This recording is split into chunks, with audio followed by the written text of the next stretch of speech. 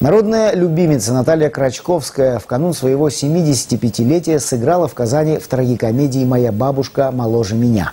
В спектакле звучит тема сталинских лагерей, благоустройства России, медиумов и экстрасенсов.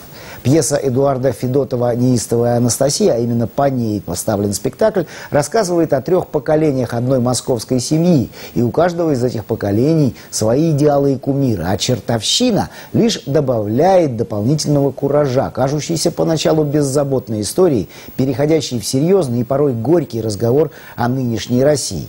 Наталью Крачковскую в спектакле окружает ансамбль актеров, которые с завидной скоростью переходят из одного сериала в другой. Подробнее в эксклюзивном материале нашего культурного обозревателя Дмитрия Пивоварова.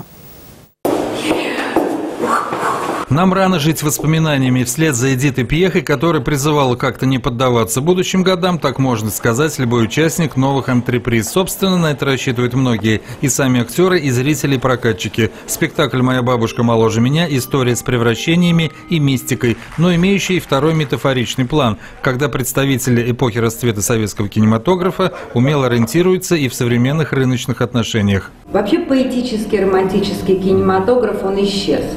Его просто нет. И вот та ниша, которую занимала Латян, она свободна. Но для того, чтобы она была занята, это должно быть определенное мироощущение у режиссера.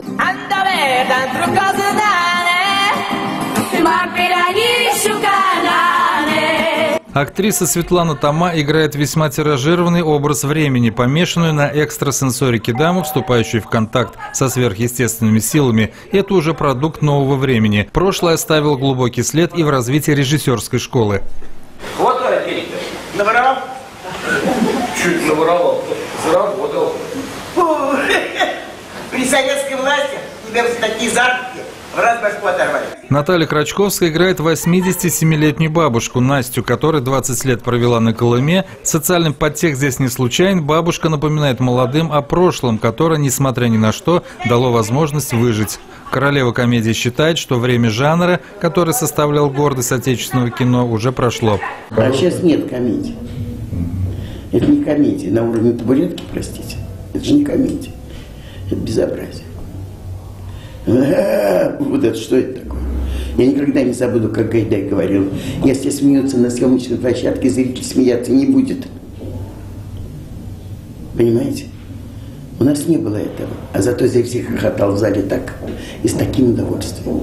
Но когда однажды после канонады Крачковская играет азартно и сочно даже в предлагаемых обстоятельствах. В большей степени сидя в инвалидном кресле. Мадам Грицацуева по-прежнему в строю. Не хочу соглашаться, что я старею.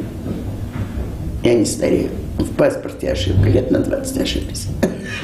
Дмитрий Пивоваров, Альфред Камилевский, телеканал «Эфир».